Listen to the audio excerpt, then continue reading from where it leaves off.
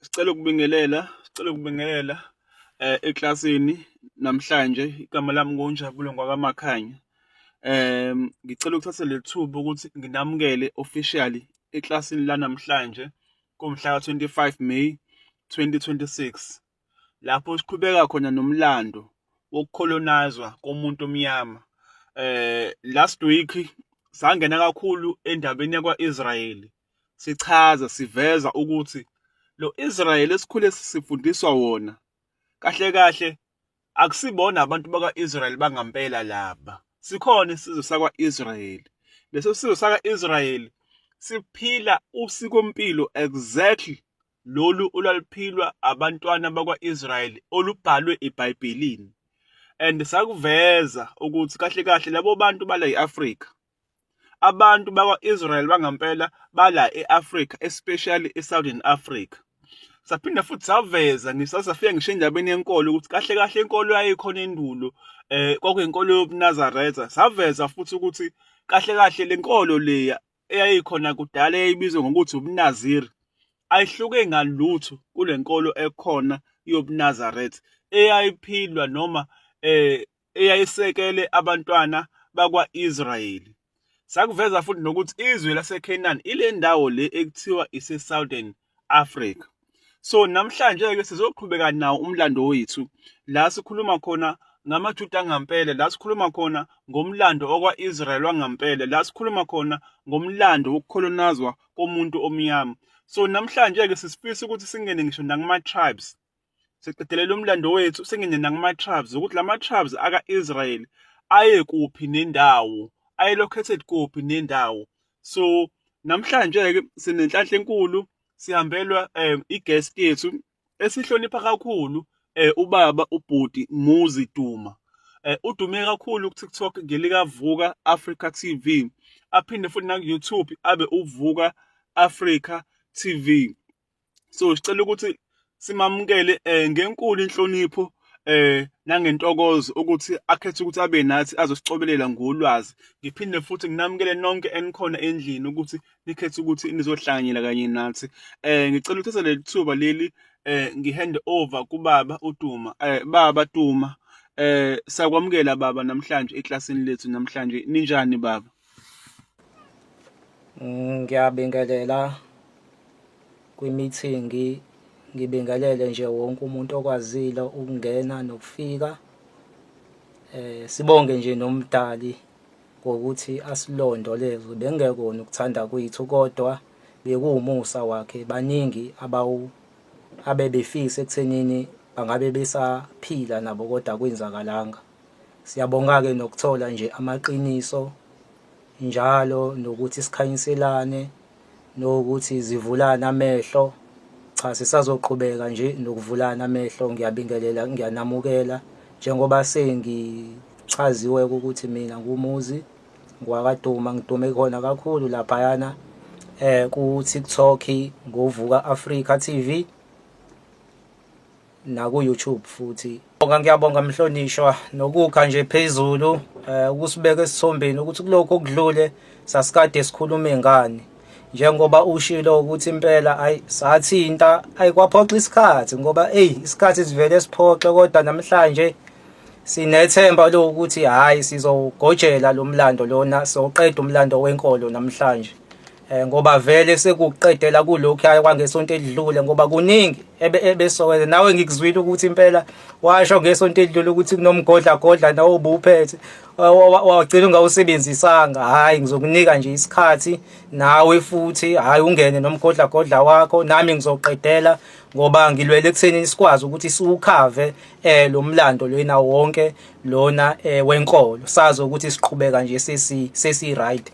So nami-ke futhi kulokhuyana ukudlule kwasala okuningi. Ngiyakhumbula nje ukuthi sangena laphayana emlandweni kaMoses. Sathi ukubavezela kancane abantu ukuthi leli izwe leli olokhunywa ngabantwana baka-Israyeli akusiwo uMoses wahamba wayale wawela ulwandle olubovu waphuma umlando namhlanje usukhonjwa kwamanye amazwe. Akulona iqiniso.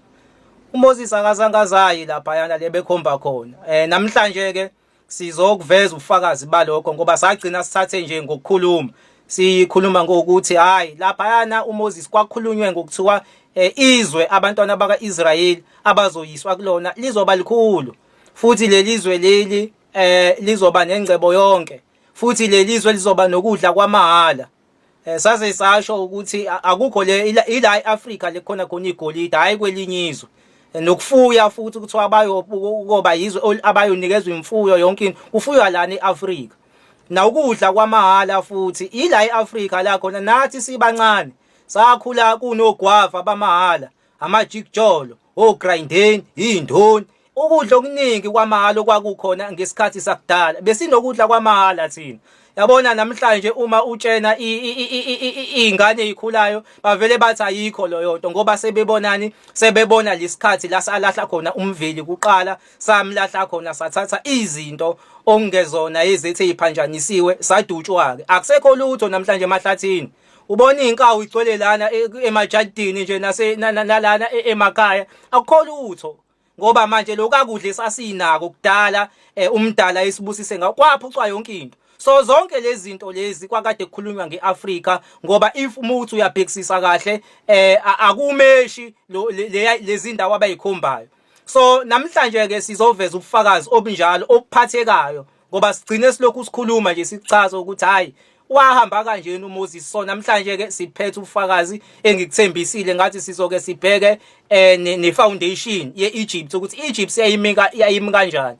Ngizocela ukuthi imhlonishwa nje ukungivezela ama-maps lawa okuyiwona aphethe i-foundation ukuze sokwazi ukuthi konke sizokukhuluma sikususele kwi-foundation ngoba kufanele sibheke ekuthenini ikephi i-Upper Egypt, ikephi i-Lower Egypt. Bese siyabheka encwadini ukuthi ngokwencwadi kwathiwa labantu laba bazophuma bayekiphi ngoba sifuna ukuvezela abantu zonke izinto esishoyo ekuthenini cha lezi zinto esilokhu sizisho lana hayi ngoba ukuthi sikhuluma into engelona iqiniso. Nawe mase sekuthiwa usuyayibheka ngokwama map phansi ufike ubone ukuthi uma usubuka la usubuka ama map uyabona ukuthi baze badlala ngathi abantu yazi basidukisa ngento esobala ngoba ikhona naphansi phela kwi map.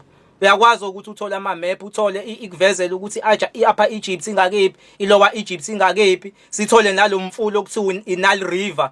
Abantu abaningi ngiyaye ngizwe nje bekhuluma nge-Nile River becabanga ukuthi umfula lona okwamanye amazwe oko-Israel nakwamanye amazwe. Sizwe sakithi i-Nile River ilana eAfrika. I-Nile River iqala laphayana ngala e-Ethiopia o-Uganda, qala ngala ngako-Uganda bese siyochithela laphayana eGibhithe. Yabo so sizobe sinivezela lezo imfihlo ukuthi umdali wathini kuMoses, baphuma baya ngakephi ngokweBhayibheli. Philosophy esibabambe khona ukuthi badlala ngathi ngoba imilando bayitwistile benza sengathi lezi zinto lezi benze njani akuzona ezalana ezakwezinye indawo. Ngizocela mhlonishwa ukuthi ungivezele lama map ngoba iwona ayi-foundation ekufanele siqale siwabone eqala bebone i-Upper Egypt, bebone i-Lower Egypt, sibone nje yonke into ngoba yonke into mina engikhuluma ngayo ngiyake ngithande ekuthenini ngenze njani ngiyiprove cause lezi zinto zibucayi. Akufanele ukhulume into ezokhulunywa wena ngoba uyabona le mlando uma uyisho namhlanje ngendlela esacolonizwa ngakhona ucolonize wake kunzima sizwe sakithi ngoba if umuntu esefika neqiniso uvela umbone sengathi uyahlanya.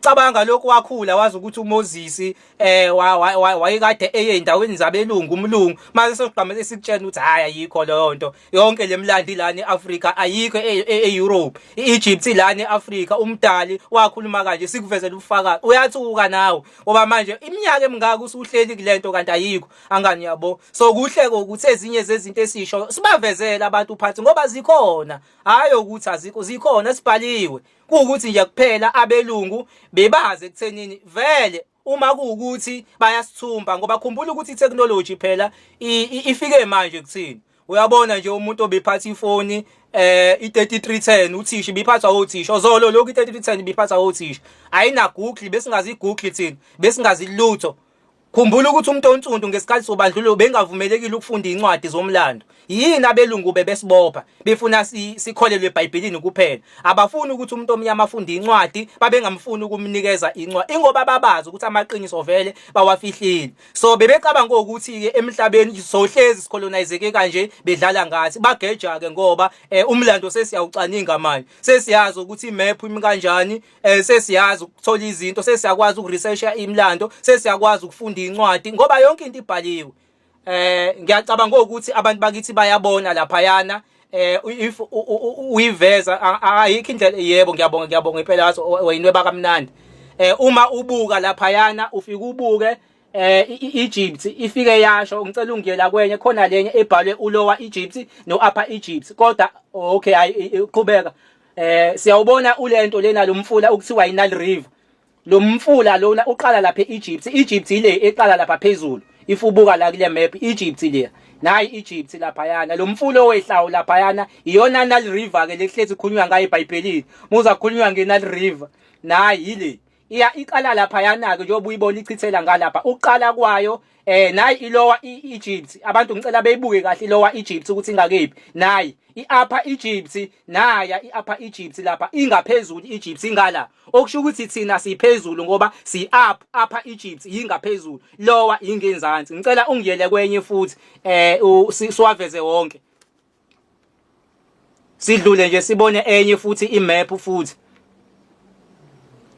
Ukuze sokwazi ukuthi nje siveze nje yonke into nayi lana ke futhi nalena ke yabona ukuthi uveza kahle ke lo mfula lona iNile River nayi kusayinile River le. Sidlule futhi siya kwenye senzela nje just ukuthi bebone abantu bakithi sikhulume ngento asebeyibonile.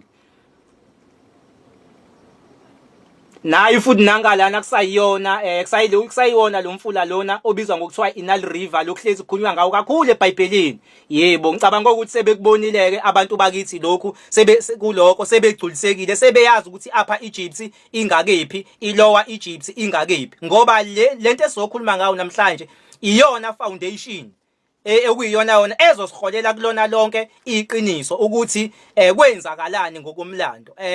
Sesongena ke eBhayibhelini manje sike sithole lapha eBhayibhelini ukuthi wathi umdali uMoses abaye ngakephi mabephuma kwaIsrayeli. Sizothi kulifunda iBhayibheli namhlanje mhlonishwa uyazi ukuthi mina angifuni ukwenza into eqhamuka kumina. Hayi ukuthi ngisho into ongayivezi because mangizokwenza njalo abantu abaningi ngebeze bekhona. Bengisafuna nje kuphela ukwenza ubufakazi ngama maps ukuthi no iupper Egypt ikephi lo mfula okuthiwa iNile ukephi ngoba izona eziyingqikithi la ekulento esoyikhuluma. Kunencwadi lapha yana ku okusoduza lithi uyabona ke isenethini kuthiwa uthi umdali benza kanjani abantwana bakaIsrayeli bakhuphuka. Awubuyeleke futhi sibuyele kuleya foundation yethu leyana siphinde sibone ukuthi iyipi upper Egypt iyipi lower Egypt. Makuthiwa abantu bayakhuphuka basuke beya ngakephi. Makuthiwa abantu bayakhuphuka amakhulunywa ngolandlo olubovu lungakephi. Okay, nayo ke iupper Egypt ingalana njengoba sibona. Nayo ke ilower Egypt ingalena. Okusho ukuthi labantu bayakhuphuka. Okusho ukuthi mabekhuphuka babeza ngakephi? Babeza ngalana. Ngoba iupper Egypt ingala, ilower Egypt ingale. Okusho ukuthi kusuka ngalena kuyehlela. Ufakazi ke balokho futhi obuqanda ikhanda ilo mfula lona okuthiwa iNile River. Ngoba lo mfula lona ukuchitha kwawo uchithela khona ngale Egypt. Uqala ngalana lo mfula lona eTopia. Ngala koLuganda eTopia uze uyochithela ngalena eEgypt. Umfula ke awukazi uhamba unyuke sizwe sakithi. Umfula mawuzochitha uyehlela. Okusho ukuthi umfula ufakazi iNile River ekuthenini labantu babenyuka. Ngoba vele nomfula lona nawo uqala ngala uyochithela ngale Egypt. Okusho ukuthi ngala ingaphezulu. So njengoba iupper Egypt ingala okusho ukuthi labantu laba babunyuka ngaseGibhithe beza ngala. Abazange baze beye la ekusho namhlanje kuthiwa umlando njengoba bawukhipha bona bathi baya khona. Adlule futhi siyofuna eyomfula ke senza ubufakazi balokho ke ngeBhayibheli. Asambe siyofunda enye incwadi ke lapha eBhayibhelini sike siubheke ukuthi lo mfula lo okhulunywa ngawo enginivezela wona uyavela yini eBhayibhelini. Angani uyabona ukuthi umlando usuqalile uyaphambana manje. Ngokomlando esiwaziyo thina abasinikeze wona, sazokuthi kwakuwulwandle olubovu bewela beya ngale. Sesibabambile ukuthi apha Egypt ngala labantu babeza ngala. Sekuyavela ukuthi kwakhulunywa ngomfula la kwangakhulunywa ngola okuyilo mfula ade siuveza okuyiNile River. Uma kuhamba uyofika ngicela usearch incwadi eyodwa kodwa bese ubhala ukuthi international version. Sayincwadi eyodwa le ungayishintshi incwadi kodwa ubhala ukuthi international version ngoba le version lo iyona ekwazi ukukuvezela ukuthi kwakhulunywa ngeNile River. Cause abanye abantu masibaveza lokho bevele bethi hayi kwangeyona iNile River kwakuomunye umfula.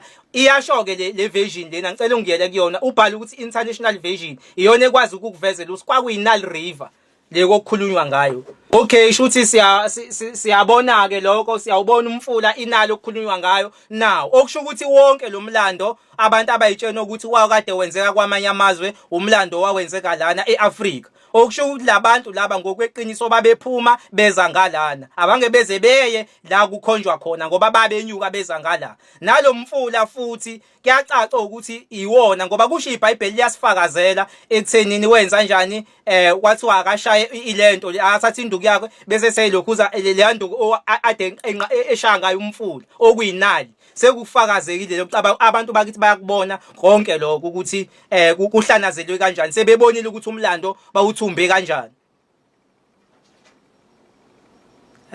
Hayi ngicabanga ukuthi njengamanje lokhu sekwanele noma seungaphuma ngicela usale usungivalela nelento nemic because iyangilimaza la emadlebeni. Oh hayi ngeke akwanele eyokugcina ungifundelanga bezu3 ilena elapha yana ku15 verse 20 sifanele sithole Exodus 15 verse 20 ngoba eyokugcina ngcina ke lena le esengizoyifunda manje isipikili sokuqala sokugcina ke lesi umuntu okufanele esibone ngoba ngale nkathi sebephumile kuthiwa uMiriam noAaron sifuna ukubona ukuthi ukujabula kwabo benzani, engabe badansa noma benzani, yini abayenza mase bejabula. Kunemfihlo ezovela lapho ilo ncwadi lapha Exodus 15 verse 20 bese siyayivala. Nawo ngiyabonga hayi kwangathi ubuwazi ngifuna leyo ndawo ukuthi baphatha igubhu basina.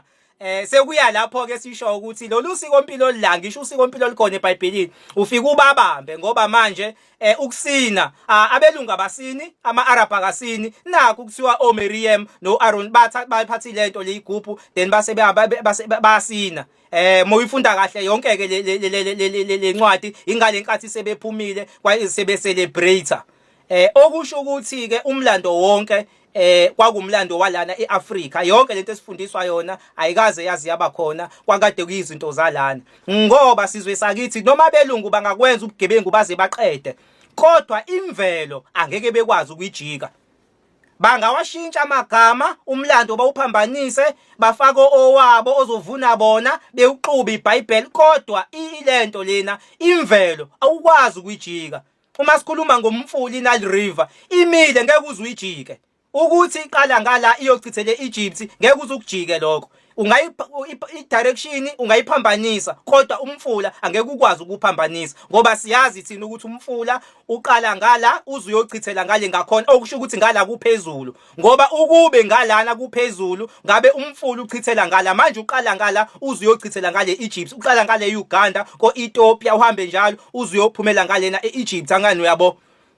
So noma ke bangasiqambela amasposiso ukuthi hayi babephuma no wathi umdali abakhuphuke okusho ukuthi babeza ngala.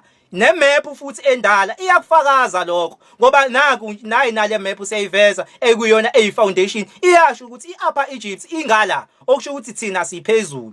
So bekufanele ukuthi lo mlando ke uqedwe ngokomlando oyimfundiso zabo besifundise sengathi hayi lo Moses wayewumlungu njengoba sishilo ngesonto edlule sathi sanifundela ngisho incwadi elapha yana kuNumeri 12 ukuthi wayiganelwa le Ethiopia wathatha unkosikazi eThiopia. Sikwenzile ke ngesonto edlule umlando mude kakhulu angifuni sibuyele lapho kodwa sifunda incwadi kaNumeri 12 la ikhuluma ngayo uMoses. Angani uyabona ukuthi lo muntu umlando wakhe umthinta wonke useAfrika azazaye kwaIsrayeli wonke lo mlando ula kodwa namhlanje sewutwistiwe abelungu sebesiqambela amasposiso bathi into zabo ngoba nakho behambile bafike babulala lapha yana eGibhithe bahambe bazama ukutwista imlando ngoba phela bazama ekutheni umlando bawuqale kabushe bese beyawuphambanisa. That's why ne-Egypt ibithithwa njengamazwe aphesheya. Egypt ibithithwa ngamazwe aphesheya. Ibuye manje ngoba sekudlalwa ama-African World Cup.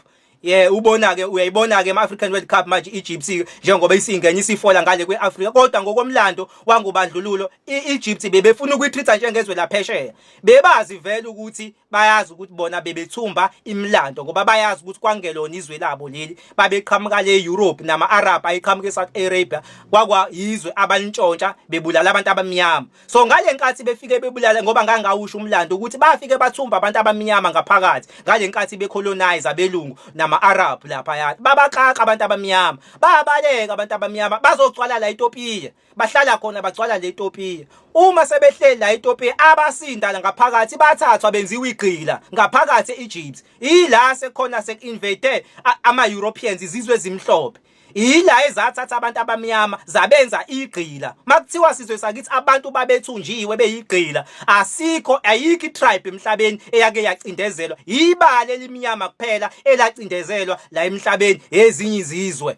Akekho umlungu okwacindezela omunye umlungu sizwe sakithi fanele sikwazi lokho. Itribe yacindezelwa emhlabeni abantu abantsundu becindezelwa abelungu. So bafica abantu abamnyama bababulala lapha yana eGibhithe babenza igqila abanye babathumba ngaphakathi. Abanye babathatha babayise eEurope babenza igqila. Babaleka okhokho bethu behlela la enzansi eTopiya. Bahlala babaningi ingakho umuya le Topiya ufika ufica ama-tribes amaningi ahlukahlukene abantu abahlukahlukene abantu ababeqhamuka ezindaweni ezihlukahlukene lezo ababebaleka ngale nkathi ama-Roma ezontshontsha imlando yethu ezosibulala ngoba phela abantshontsha umlando wethu bahamba nayo bayise eEurope base beqala kabusha then base sebe edake lezi inganekwane ade besithumba ngazo sebelwela ukukhipha umlando. So siyake nathi-ke sibuyele back emlandweni weBhayibheli bese siyaliveza leqiniso ngoba kukhona okuyiqiniso. Noma nabo babenza ukuthi nabo bayivune bona kodwa at the end of the day iqiniso ngeke ukwazi ukulijika ne-nature futhi angeke ukwazi ukuyijika. So i-nature sohlezi sibabamba ngayo ama-direction sohlezi sibabamba nge-nature sosebenzisa i-nature. Ngicabanga ukuthi sesikhavile lokho la esingadlulela khona njengamanje ngokusheshsha kuzoba ilokhu kwama-tribe ala eBhayibhelini nakhona futhi sekuprove nje ngoba ngike ngakuveza ngesonto edlule ngikhuluma ngabakwaGiliyadi. Ngiyacela ukuthi ungifundele incwadi ekubahluli usicherishe nje nescreen sikwazi ukuyibona le ncwadi. Le ncwadi esokhuluma ngayo izokhuluma ngabakwaGiliyadi leyo tribe leyo ela eBhayibhelini. Ukuthiwa abakaGiliyadi engayisho ngesonto edlule ngathi leyo tribe leyo itholakala lapha yana eGhana. Ile tribe lebizwa ngamaGa. Yes, ile kuthiwa abakwaGiliyadi. Bese sekuzoba nalana futhi abakwa-Ephraim. No, ilaba okubizwa ngama-Afrim, abanye bathini ama-Omoro. Batholakala le ko Northern Kenya nalezi indawo ezingalena uyakwazi ekuthenini ubathole. Lezi incwadi ke izona just nje ukuyifunda ukubavezele eBhayibhelini lama tribes lawo. Bese sekuzoba ke ilaba bakwaKhushi esikhulume ngabo futhi hayi laba bakwaKhushi ke sesikhulume ngabo kakhulu. Suka ke sonto edlule besikhuluma ngabo sisho ukuthi ama-Ethiopians lawo kodwa awukusearch nje suggest sesiyenza kodwa sikwenze kakhulu ngesonto edlule kodwa ngoba ke into okufanele silokhu siyiphinda phinda njalo ake sisearche ngeKhushi. Ubuze lapho ubuze iGoogle ukuthi labantu bakaKhushi leBhayibhelini obani isiphi leso sizwe leso uvela usearch sibavezele lapho. Ngesonto edlule sibafundelile incwadi yobakadusho olento lena Isaiah 43 na verse 3 la khona oJakobe kade benikwa iKhushi okuyi-Ethiopia. So sesikhulume kakhulu ngale yabakho sekukwenzela nje nami ukubamba lapha nalapha nofikayo namhlanje akwazi ukuthi acathule ukuthi ngesonto edlule beyade kukhulunywa ngani. Ngicabanga ukuthi ibapha abanye sithinte futhi nalabo bakwaJuda. Hayi laba bakwaJuda ke futhi sishilo ngelento lina ngesonto edlule sasho ukuthi hayi ke ku-obvious ubabamba ngebhubesi. Siyabazi abantu abathanda ibhubesi nawo sekufanele uyifunele ngokomqondo ukuthi obani abagqoka izikhumba zebhubesi. Obani abasinayo begqoka izikhumba zebhubesi yiphi leyo tribe leyo. Ithina abangoni labo. omaZulu abebebiza amakhosi ngeingonyama njengoba kuhlezi kuthiwa ngonyama kaJuda.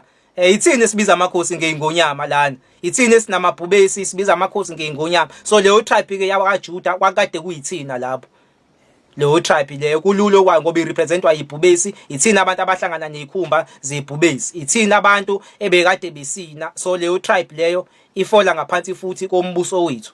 Cha, angikageqa amagula ngize ngiqede isikhathi nami kanti ubuvele nawe ukubekile lokho ekuthenini khona umgodlagodla uphethe. Angazi noma sidedela imibuzo noma uthi ngena nawe umgodlagodleni ngoba vele sithi sithatha imibuzo siwuthathe sesithe ukugoqa ngazi ngizozwa ngawe. Okay. Sabonga kakhulu baba Duma.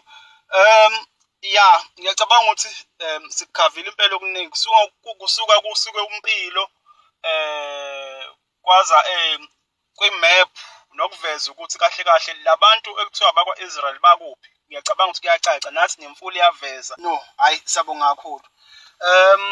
Ake ngithathe leli thuba ngimane ngene kuyona le ama-tribes. Yes, sengibonile ukuthi ngeke siyiqede vele kuningi vele okusazolandela nokunye ngoba kusamele siye kuma-features as well.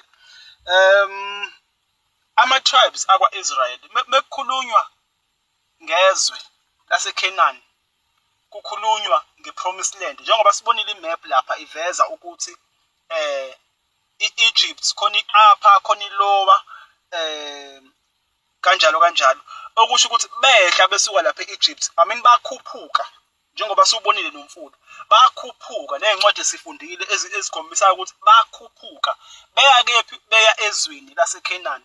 And njengoba kuthiwa bahamba u-40 years ngisacela nje mhlawumbe khona uvula i-microphone ngicela nje angifakele i-microphone yeah njengoba kuthiwa bahamba u-40 years it makes sense ukuthi bahamba u-40 years besuka lapha eGibhithe beza la eKhanani. iKhanani ile lizwe ekuthiwa ise-Southern Africa, not only South Africa, Southern Africa. Lelo lizwe ilona-ke izwe ekuthiwa iKhanani ngoba le lizwe belifihlwa. That is why South Africa ingenalo igama. Mubuka igama lethi South Africa kulona igama. There is a reason why inganikwanga igama ngobani i-crown yomhlaba wonke. I-Southern Africa i-crown yomhlaba wonke. Yilapho la kuthiwa khona izwe loju, izwe lobisi. Now, indaba yethu iqala kephi na? Iqala kukhokho wethu. Lapha eBhayibhelini bambhale ngokuthi u-Abraham. Kanti igama lakhe balishintsha from igama lethu. Ubani igama lakhe langempela? uNtu. That is why kuthiwa sabantu. Abantu thina. Sabantu. And kwahamba futhi eBhayibhelini bashintsha indlela esiphila ngayo. Siphila thina ngosikompilo saliveza last week. Lolo sikompilo lubizwa ngokuthi isintu. Bashintsha bona bathi isHebheru. Bese sibaningi kuthiwa sabantu bathi bona abaHebheru. Umuntu meyedwa kuthiwa umuntu bathi bona umHebheru. So babeshintsha amagama bewacolonize bengasabi ukwashintsha. Abasabi ukushintsha amagama. So indaba yethu isuka lapha kukhokho wethu uNtu lo okwathiwa uyokuba ubaba wesizwe. Leso sizwe sakhe sibizwa ngokuthi abantu. Right? Siqhubekele phambili. Kwase kwehla waba nendodana. Leyo ndodana ngokweBhayibheli ibizwa ngokuthi uIsaac. Kodwa ngokwegama la ngempela asikakabiki nalo. Uphinde wehle leyo ndodana yakhe yaba namawele. Yabusiswa ngamawele.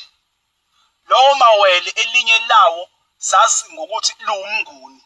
Kanti umngoni wayenewele. Leli linye iwele lakhe elidala ngokweBhayibheli laziwa ngokuthi ubani? uEsawu. Umnguni ngokweBhayibheli waziwa ngokuthi ubani? uIsrayeli. No. Lo Israel obhalwe lapha kwakuwumnguni, umngoni, not umnguni. Thina sasibiza ngokuthi abangoni. Njengoba umkhulu wakhe kwakuthiwa uNtu, sasibiza ngokuthi abantu. Kwahamba uNkulunkulu ambusisa umngoni, kwabe sekuthiwa thina sabangoni. Abangoni. Sasisiphila ngemithetho eyishumi ke lapha. So amawele lawo 2 leli dala lazala ama-San people. kwase kwathi uMngoni wakhipha thina ke Sizwe sabaNgoni. Right? Now ngifuna ukuthi ngiqale kukhokho wethu uMngoni. Ukhokho wethu uMngoni isibusiso asithola wabusiswa ngokuthi uzokhipha ubukhosi nama-tribes. Ubukhosi buhamba nani nama-tribes. Ubukhosi abulutho ngaphandle kwama-tribes. Umkhulu wakhe uNtuku wabusiswa ngokuthi uzoba nesizwe. Inzalo yaso iyokuba ngangey'hlabathi zolwandle. Inzalo yaso iyokuba ngangey'nkanyezi zezulu. Yena uMngoni uyokuba nani namadodana ayokhipha ama-tribes nobukhosi. So sasingena kona-ke lowo ma-tribes lawo. Ngokwebhayibheli bashintshile bathi ubani? Bathi u-Israyeli. Ngathi no, cha. uMngoni. Ake singene kuyona-ke. Siqale siveze i-tribe yokuqala. Ake singene kuyona. Nawa-ke la madodana. Ngokwebhayibheli bathi ubani? Bathi uJakobe kwase kuhamba lashintsha igama lakhe kwathi u-Israyeli. Right? Nawa la madodana awu-12. Ngifuna ukuveza-ke ubufakazi ukuthi amagama bayawashintsha. Sizoqala nje ngendodana wayenamakhosikazi awu-4. Ukhokho wethu uMngoni. Bathi u-Israyeli ngokwebhayibheli. Wayenamakhosikazi awu-4 wabusiswa ngamadodana awu-12 wona lawo.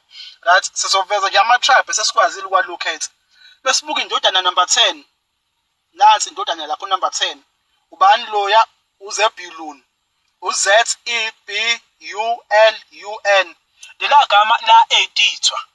Labantu abasaba ukushintsha amagama amakhosi. Labantu abasaba ukushintsha amagama abantu. Ngoba vele if uzocolonize abantu into yokuqala oyilwelayo umlando wabo ukuthi uphambanise ukuze bezohamba bedukile bephambene. Right? uZ u-right. u-E u-wrong. u-B u-wrong. no-N lapha egcineni u-wrong. Kuphuma abantu kuphuma uZulu. That's why mekuvela ama-tribes kaMnguni uZulu uyavela nawo. That's why mekuvela ama-tribes angaphansi kwaMngoni noma kwaMnguni asithi uMnguni lo bhaliwe. uZulu uyavela as one of the tribes. Nange lapho indodana wesi-10 balishintsha igama. Right? If uhamba futhi uqhubeka uye kwi-family tree yakwaZulu angani noma kuzobonakala yini la. Nange uMnguni. Nange uNtuku. Ngikhulume ngoNtuku khokho wethu. Right? Kwahamba kwavela uMnguni. Right? Bathi uMnguni ke la bafaka u-U. uMngoni sabaNgoni kahle kahle. Not abaNgoni sabaNgoni. Right? Mubheka lapha ngaphansi kwaMnguni kuvela abani? Kuvela uLuzumane. Mulibuka lela gama ulibukisise. Luzumane. Luzu. Linenswebe lela gama lokuthi liphendukazela.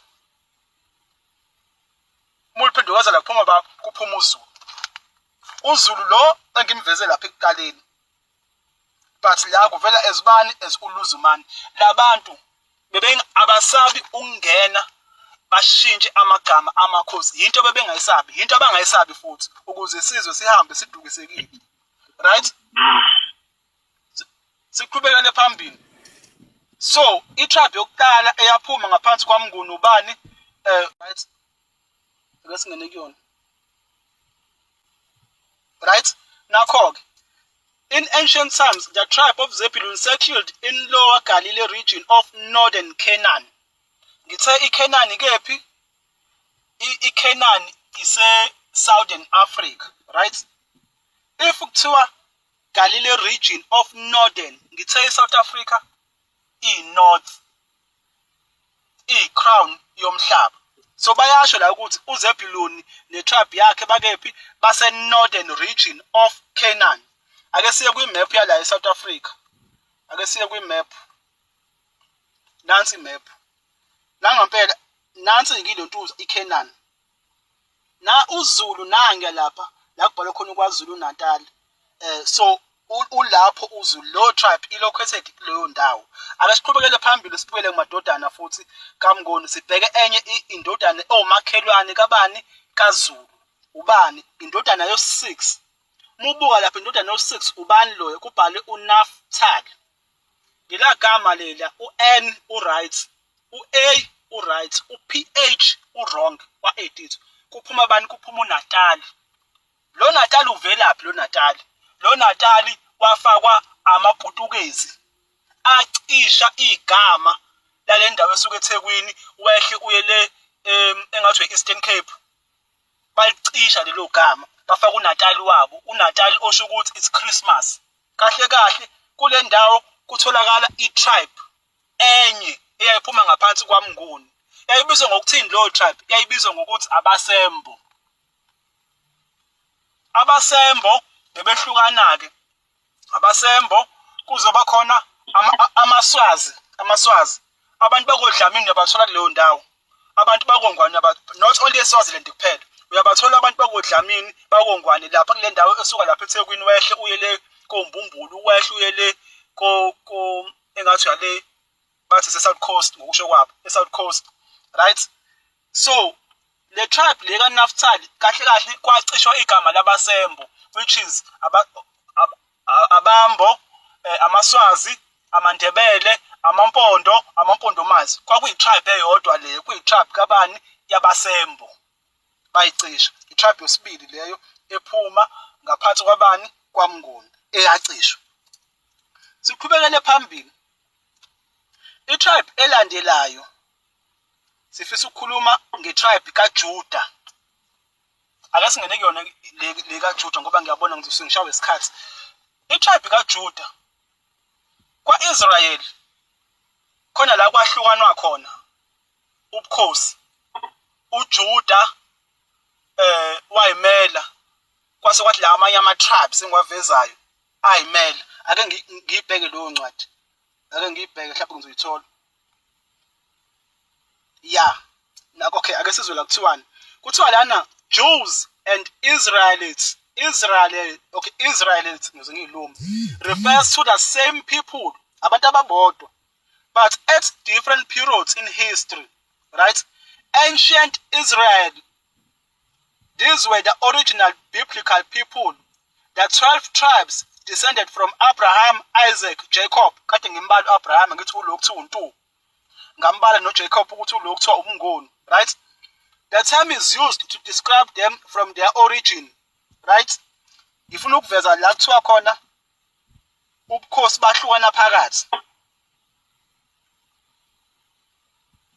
The ancient tribes of northern kingdom of Israel, nangu Naftali omele uNatal abaSembo, nangu uZebhuluni nomela uZulu namanye ama-tribes, are widely considered lost. Ingakho la kuthiwa kunama-tribes are lost akwa-Israel. Kusuke kukhulunywa ngalama-tribes engiwaveza la manje. Nekuthiwa they are lost tribes of Israel, kusuke kukhulunywa ngalama-tribes engiwaveza manje, right? But u-Israyeli noLontuzi onakho ngakuthola. The splitting of the United Monarchy in Canaan yenzeka ngonyaka ka-1930 BCE, emva kokudlula kwenkosi uKing Solomon. Indodana kaKing Solomon, uRehoboam, refused to lighten heavy taxes, okusho ukuthi wayebathexa kakhulu. Then kwabe sebuhlukana ubukhosi, kwaba khona i-Northern Kingdom nobukhosi bakwaJuda, right? I-Northern Kingdom kwakama-tribes layo engiwavezayo, right? uJuda uqala kuphi kuJuda? Ake singene kuJuda ukuze sithole ukuthi uJuda uqala kuphi. Kumele sibheke ukuthi uJesu khona i-microphone engiphazamisayo, ukuze sithole ukuthi uJuda uqala kuphi, kumele sithole ukuthi uJesu uzalwa kuphi. uJesu uzalwa eBethlehem, right? uJesu uzalwa kuphi? eBethlehem. iBethlehem, believe it or not, ise-South Africa. Leyo ndawo lacishwa igama layo. Yayikuphi nendawo iBethlehem eSouth Africa? Yayise-Free State, right? Sizama ukuthola itribe yakwaJuda. Yayise-Free State, indawo yokuthiwa iseBethlehem. Isekhona namanje, isekhona indawo yokuthiwa iseBethlehem, ukuthi phela ayidunyisiwe kakhulu. Ake si-check imap endala sibone ukuthi ikhona into kanjalo eshoyo ukuthi iBethlehem ese-South Africa. Nansi-ke imap, angani mokuzobonakala indlana. Yabona, nangu Lesotho. Mukhuphuka uya lapha phezulu eFree State, nakhe kubhaliwe lapha Bethlehem. Le map imap endala. So okusho ukuthi uJuda, itribe, sakhuluma ngetribe, asakhulumi ngobukhosi, sakhuluma ngetribe yakwaJuda. iBethlehem yayiqala lapha ko-Free State, right? ngoba ila khona futhi nomsindisi azalelwa khona, futhi ilapho khona inkosi uDavide azalelwa khona. So ubukhosi bakwaJuda buqala lapha phezulu, kephi eFree State.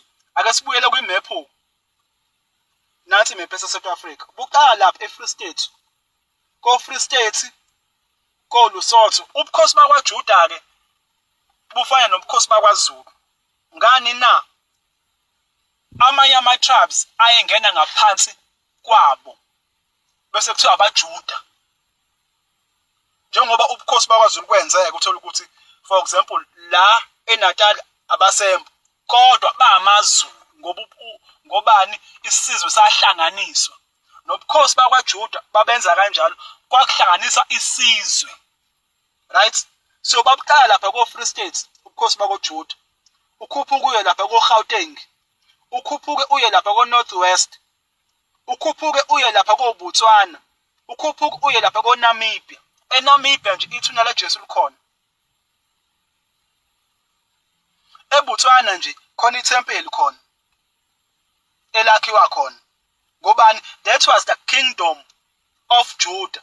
Ukhuphuke uye ko-Zimbabwe, ukhuphuke uye ko-Zambia, Malawi, Angola, Tanzania.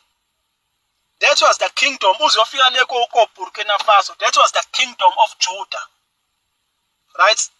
Bese kuzothi ngala eNorth, the lost tribes of Israel, ama-tribes akwa-Israel. Ngimvezile uZulu, ngamveza uNatal. uNatal umele abasembu. Right? Siqhubeke futhi siye kubona amadodana kaMngoni, futhi kuveze enye tribe futhi. Lapha kunendodana ekuthiwa unumber 8, uAsher. Right? uAsher ukhipha le tribe esiyazi ngokuthi abakwaXhosa. Sizokuthola ngani na? Sizokuthola ngelocation. If ubheka, mhlawumbe ungayibhekela nje namuhla uthole isikhathi uGoogle uthi the location of the tribe of Asher, bazokutshela ukuthi ise northwest of Canaan. If kuthiwa northwest of Canaan, kukhulunywa ngani? Ile ndawo le ese-Western Cape. Ngoba phela kuqala uZulu kuze uNatal bese uyehla. uNatal usuka le ngakoThekwini wehle kuye le eMampondweni. Right, kube ngathi Eastern Cape. Then from there kuqala itribe kaAsher.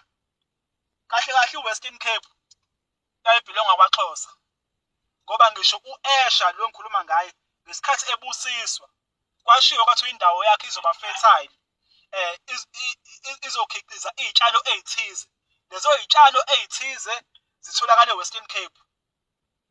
And eWestern Cape vele bakhona abakwaXhosa noma sidominator abamhlophe. Kodwa leya ndawo Western Cape, Eastern Cape yayibhilonga kwaXhosa. Ngobani? Eastern Cape, Western Cape, Northern Cape, leya ndawo kwakuyindawo eyodwa before ifaka amabhoda. Kwakuyindawo eyodwa. So itribe enye uyabani eyaAsher ikhipha abakwaXhosa. Mubheka futhi abakwaXhosa bayavela lapha ngaphansi kwaMnguni. Kuthiwa Zulu, kuthiwa Xhosa, kuthiwa abasembu, la kuthiwa Ndebele. uNdebele uvela ngaphansi kwabasembu.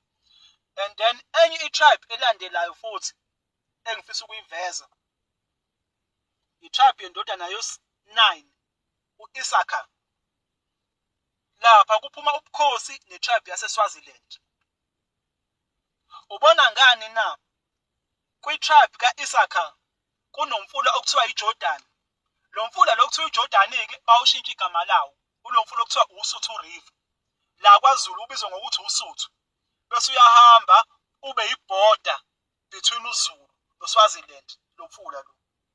Bese uqhubeke uhambe uyophelela eMozambique. eMozambique usuke usubizwa ngokuthi iMaputo River, la uphelela khona ku-Dead Sea.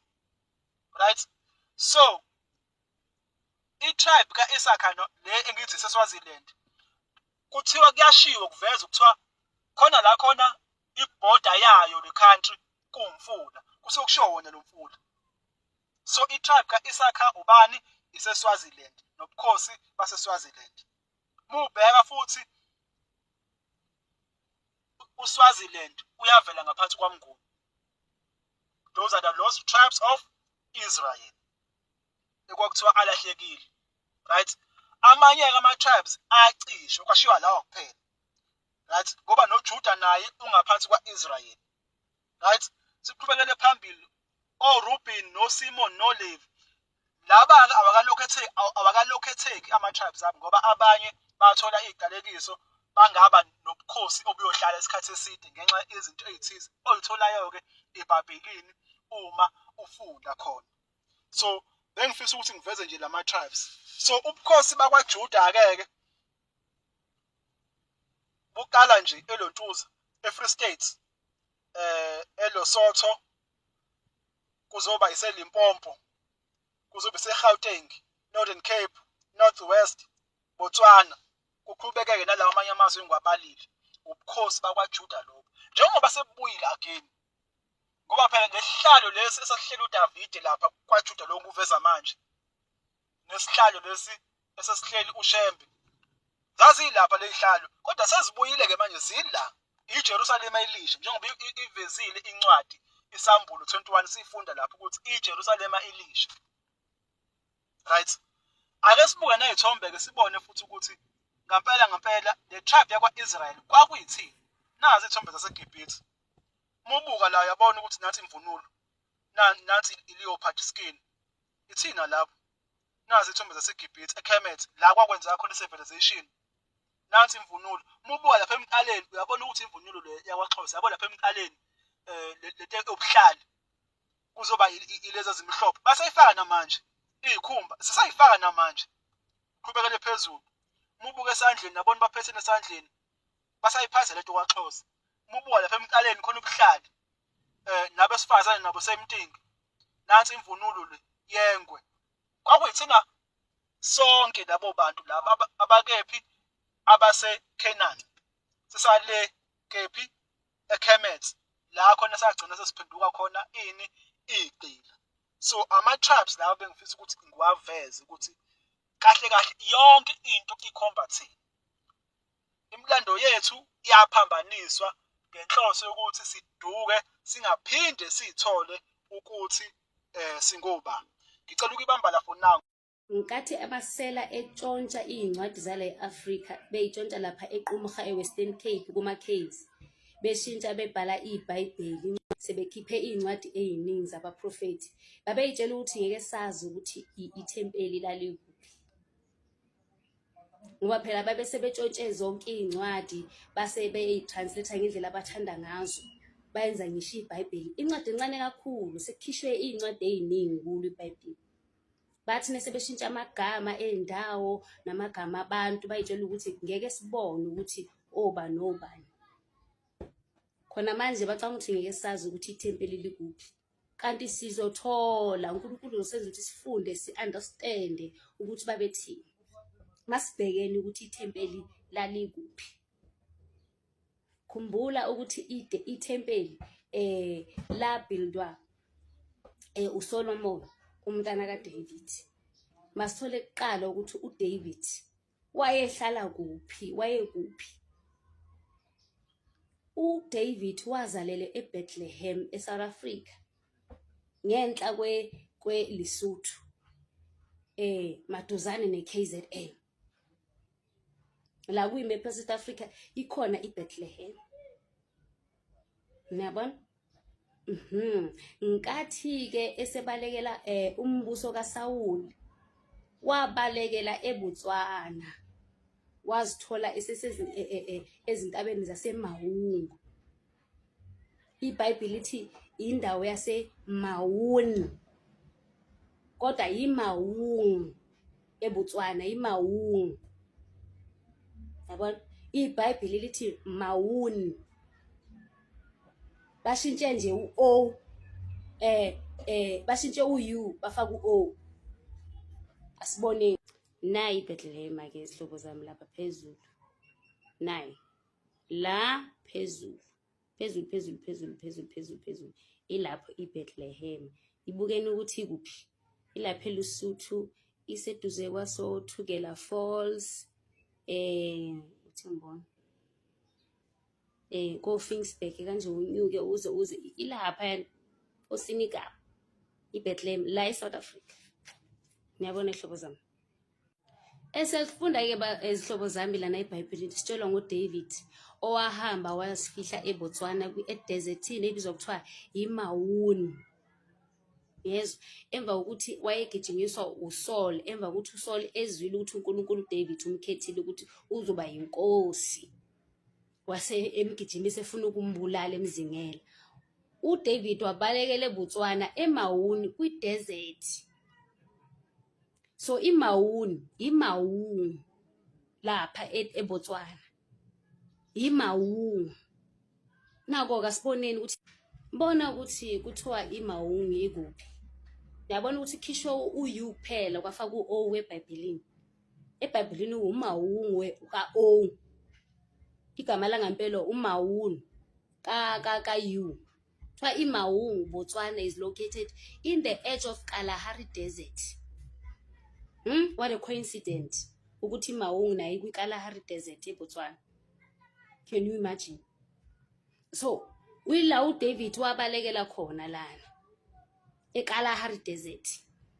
Yabona eBotswana. La khona futhi iKalahari Desert la wathi uSaul esemgijimisa esezwile ukuthiwa ulapho wahamba uDavid wayocasha kuphi kwi-cave kuma-cave. Lithi iBhayibheli ngihlobo zami, David left Gath and escaped to the cave of Adullam. Where his brother and father household heard about it, they went down to him there. So bese balekile escapeile wahamba yohlala kuphi kuma-caves eBotswana. I-cave of Adullam ke sebeshintshile igama. Obviously, mosomangist amasela besebeshintshile igama. Uma sofunda nje usuthi i-cave of Adullam uzothi yini yona leyo ngoba into engekho. Ngabe kuyamangaza yini ihlobo zami ukuthi eBotswana kunama-caves la uDavid angabalekela kona. Kuthiwa Botswana has notable cave system, particularly the Gwichaba Caves, also known as Droski Caves, in the Okavango Delta region. Kuyamangaza yini ukuthi uDavid angabalekela kulawo ma-caves lawo njengokusho kweBhayibheli eBotswana eMaun. Kuyamangaza? Akumangazi phela amasela awanqeni ukushintsha amagama. Usuyayibuza-ke ukuthi leli thempeli elabhildwa uKing Solomon lapha nomntana kaDavid lalikuphi. Mina ngiyakutshela ukuthi laliseBotswana eKalahari Desert. Lithi iBhayibheli kuJeremiah 6, take warning Jerusalem, or I will turn away from you and make your land desolate so no one can live in it. Lana Jeremiah batshela ngeJerusalem kusukela kudala eprophesy batshela ukuthi uma ningalaleli imithetho kaNkulunkulu iJerusalem izoba desolate, i-city of Jerusalem phela ngeke ihlale umuntu. You understand? Ithempeli lelo laseJerusalem ngeke lihlale umuntu. Esho njalo ephinda futhi uyaphinda futhi la uJeremiah 9 uthi I will make Jerusalem a heap of ruins, a haunt of jackals, and I will lay waste the towns of Judah so no one can live in it. Yayibona into le uthi ngeke ihlale umuntu. Akumangazini ukuthi iKalahari Desert kunedolobha elabhilizwa kudala ela-invadwa. Yabona? There is a lost city eKalahari Desert engakhulunywa ngayo khona manje eya-invadwa. KwakuyiJerusalem leyo phela ngeke bakutshela ngithi. Angeke bakutshele hlobo. Apparently ke hlobo zami kuthiwa ke laphana eBotswana eKalahari Desert there is a lost city. Akusamangazi. A lost city. Okubonisa ukuthi kwakhona isettlement laphana kudala ya-invadwa amasela odoti. Bafika ba-invader laphana the city. That's why njengokusho komprofethi lapho uJeremiah wathi Jerusalem izoba indawo engahlali umuntu. Akuhlali umuntu lapha eKalahari Desert kuleyo city leyo kungakhulunywa ngayo ngeke uzibone ngisho eindabeni. Yabona, there is a lost city lapha eKalahari Desert. Kuhlala lapha eKalahari Desert kuhlala ama-jackals kuphela. Uhlala ojakalasi kuphela lapha. Njengokusho kweBhayibheli ngithi iBhayibheli lathi kuzohlala ojakalasi. Nali iBhayibheli lasho ukuthi kuzohlala ojakalasi. Kuhlala ojakalasi kuphela lapha eKalahari Desert and kukhona amadolobho bona ukuthi la kwakuhlala abantu. kunezindawo la kubhidlizwe khona. Ba-invade iJerusalem njengokusho kweBhayibheli. Alihlali umuntu. uJesu wathi ithempeli lobhidlizwa kungasali lutho kulo. So laba abaqamba amanga bathi ke ithempeli kumele balakhe lapha ePalestine. Nkosana balakhe ePalestine kuphi khona? Besuke lama Palestinians bafuna ukwasusa endaweni yawo bathi bafuna ukwakha ithempeli lala likhona. Lalingekho lapha ePalestine ithempeli. Yiko manje bese South Africa ngoba bayasangana naye ekhanda la abazazi ukuthi kahle kahle le Israel yabo ikuphi. Ise Palestine noma ise South Africa bazi. Ikuphi? Can they make up their minds? Ukuthi kahle kahle le Israel yabo abakhuluma ngayo ise Palestine noma ise South Africa. Bonisa ukuthi banamanga bagcwele everywhere. Ngiyabona? Abazazi ukuthi bafuna ukumaphi. Babonile ukuthi amanga la kade bewaqamba lapha sebebhome babhoma ingane zabantu zasePalestine sebeyabuya leso bazofuna ukwenza the same thing. Ngiyabona? Babona ukuthi yabahlula lento abayenza lapha ayenzeki. Noma sebezamile bayenza indawo zamanga, benza amathuna kaJesu amanga, yonke into yamanga lapha yana ePalestine bayikhanda ngenkani. Baya abafundisi bayo visita lapha ithuna likaJesu lamanga. Ngiyabona? Sebona ukuthi yabaxaka into yabo sebefuna ukubuya endaweni yangempela ke manje. Sebefuna ukubuya endaweni yangempela. Phumani futhi nje emasontweni kahle kahle. Phumani emasontweni ngiluke nifundisa ireligion namanga. Nifundisa ireligion namanga, iBhayibheli lifundwa nje liyaphendukezela. Abantu abafuna ukulifunda iBhayibheli njengoba linjalo. Bafuna ukulifunda njengoba bafundiswe ama missionaries, njengoba befundiswe esikolweni. iBhayibheli molifundiswa umoya engcwele uzokutshengisa izinto njengoba zinjalo. Kodwa mangabe ulifunda njengoba ufundiswe ama missionaries, uzofunda amanga. Emasontweni nizofundiswa amanga, ngeke nifundiswe iqiniso. Ngenani embusweni kaNkulunkulu, umbuso kaNkulunkulu ngaphakathi kwakho awukho sesontweni, phumani emasontweni nje. Useless lapha emasonto. Ngiyaxolisa nje ukusho awanifundisi nix. If ngo2025 khona umuntu ongazi ukuthi lesa sizwe lesa isizwe samanga, kodwa uhamba isonto every Sunday. Hamba isonto. Ulihambelane lo sonto lelo. Lingakuvusa indawo likulalisa west, likwenza ukuthi nje ulandele ibeast system, ulandele nje umbuso wesilo, ulandele njengoba unjalo. Ekuthenini kuza kanjani ukuthi uIsrael kube yilabo abantu laba esibazi nje sibabiza ngamaJuda lo liyahlobo olulapha phezulu. Uma ngabe kuukuthi kanti uIsrael kahle kahle ula ezantsi kuSouth Africa.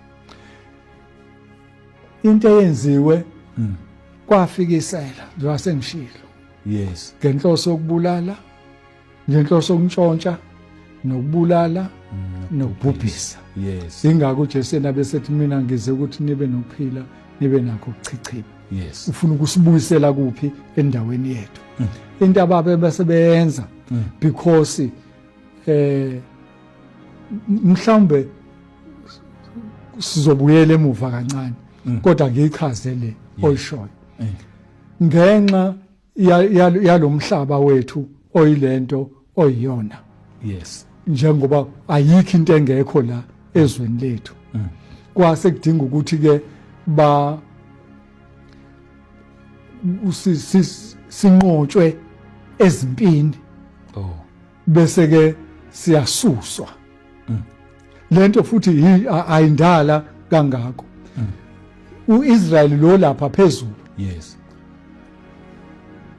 ba ntshontsha imap noma imap yezwe laseNingizimu Afrika. Okay. Bantshontsha imap bayintshontshe la eQonce noma eKing Williamstown. eQumrha. Oh. Yantshontshwa lapha imap 10 years before kuqale iapartheid la eSouth Africa. Bese kuqala noIsrael ngo1948. Kusho ukuthi ngabo 1938 bantshontsha le map, bentshontsha la eCape Town. Iyona ke abahamba bayokwakha lo Israel okuphi olapha phezulu. Into esisiza eyokuthi kukhona ama features uNkulunkulu asuke wabekile. Lawo ma features you can't change them njenganemfula.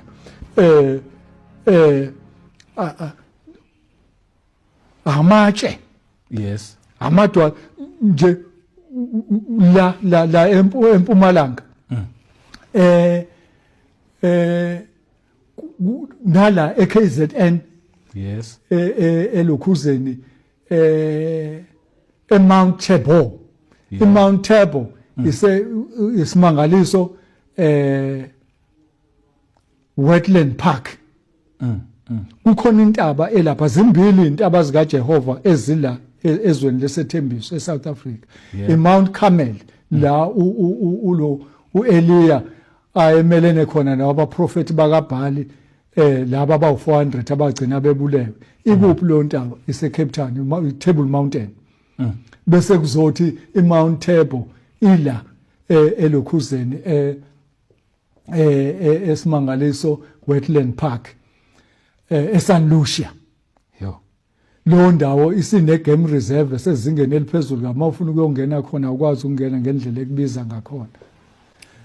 So kwasekushintsha ziningi izinto ezishintshiwe.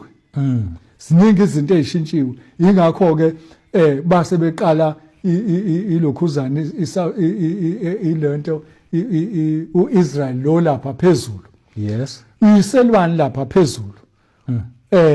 Uyiselwa ukuthi njengoba uJesu sesamshintsha wabamhlophe kade kuumuntu omnyama. So kufanele bona babe kuphi for this white supremacy syndrome. Kufanele babe phezulu thina sibe kuphi sibe phansi.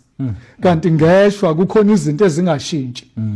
Uma ufunda uGenesis chapter 13 lithi uAbraham went up.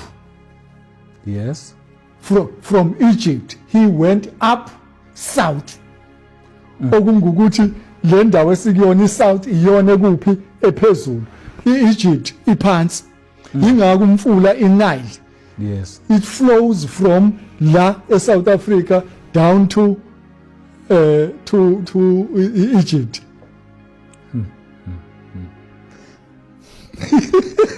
Okay, ake ngibuye kule. uJesu wayehamba la eSouth Africa kahle kahle.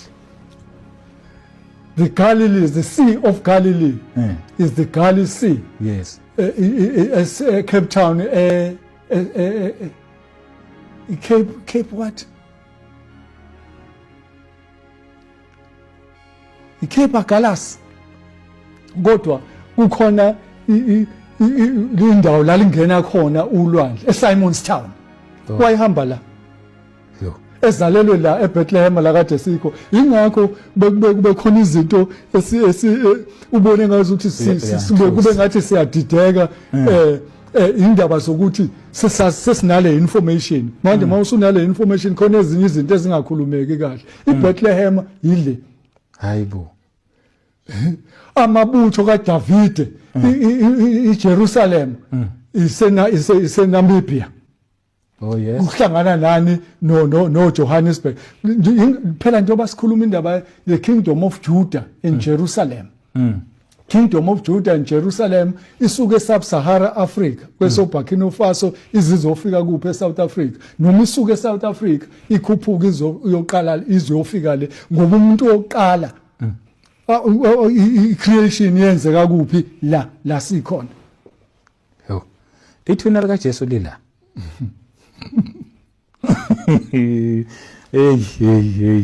La eduze kwaseNamibia eNamibia.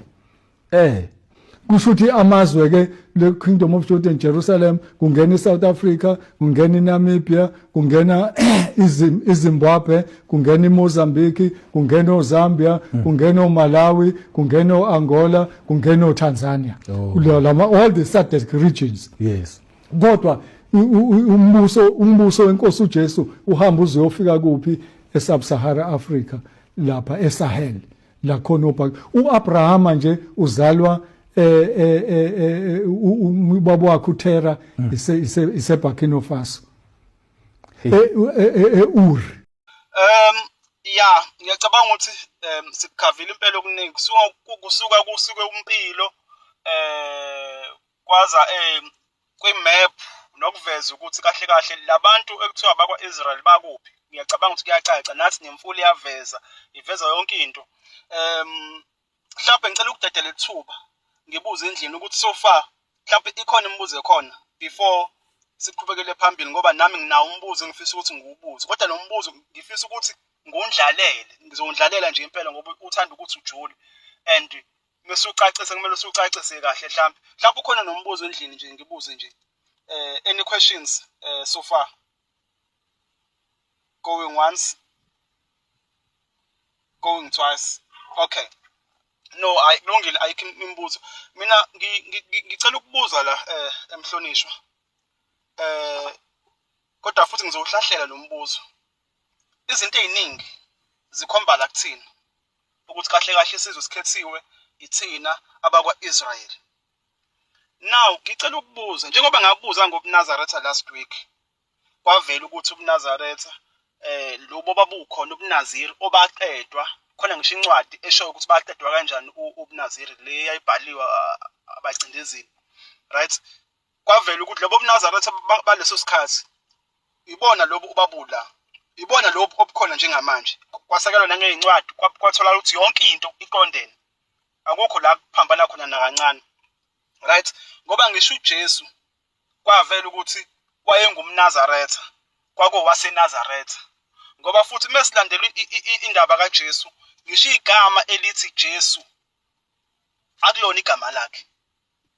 Kwakuwumsindisi. Igama elithi Jesu lisho ukuthi joined European Slave Union Ship. Kwakuwumkhumbi wokulayisha igqila eAfrika ziya eAmerica. KwakuJesus of Lubeck, igama lomkhumbi lokulayisha igqila. Base balikhipha igama elithi msindisi bafaka lo Jesus. Ngoba ngisho uChrist akulona igama lomoya ingcwele. Abantu abaningi bazi ukuthi uChrist igama lomoya ingcwele. No. Igama elithi Christ mungena kulolu limi lwabo lo lesiHebheru lisho ukuthi the anointed one. But akulona igama lomoya oyingcwele. Okusho ukuthi asilazi igama lomoya ingcwele. Asilazi igama lomoya lo owombethe asithi umsindisi. Right? So ngicela ukubuza ke la mina. Ingabe lo moya owawumbathe umsindisi iwona yini lo moya ombathe amakhosi aseNazaretha njengamanje? Right? Why ngithi ngifuna ukuhlahlela? It's because kukhokho wenkosi yaseNazaretha eyaziwa kakhulu ngokuthi uBhombela, right? Kwafika izwi lathi suka le kwaZulu ubaleke ngoba kuzovuka isiqhwaga. Kwaphinda futhi kumama uSetheya Hadebe wala eNatali kule ndawo kuthiwa eNatali esayintombi. Kwafika izwi nakuyena lathi akayiphathe kahle ngokuba uzozala isikhonzi saNkulunkulu. Right? Mengathi ngiyabheka it's the same thing ebhaliwe lapha eBhayibhelini ukuthi yenzeka kuMaria. NakuMaria kwafika izwi libikezela ngokuzalwa kwamsindisi. Right? Siqhubekele phambili.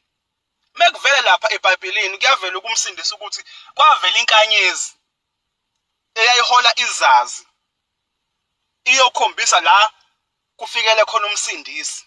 Right? Mesibuye futhi siza la nangempela nalana futhi kwavela inkanyezi eyahamba yaya la khona kwehlikele khona umsindisi. Right? Lezi zinto ziyafana so far. Because ngifisa ukuthi ngiyibuze ngihlahlele ngobani ukuze mekuthiwa lengane le ifuzo sibanibani. It's because lo muntu usuke sebuyile. So izinto ayezenza zike zibe simile. Noma indlela ayenza ngayo izinto zike zibe simile. Uze kusho ukuthi lengane yazi ifuzo sibanibani. Khona umuntu owayenje la ekhaya. Yini kusuke sekubuya yena. Right? Ake siqhubekele phambili. Kuyavela futhi eBhayibhelini ukuthi umsindisi lo wembathwe umoya esingawazi igama lawo. Kuyavela ukuthi umsindisi wavusa ingane yomfana eyayisidlulile emhlabeni.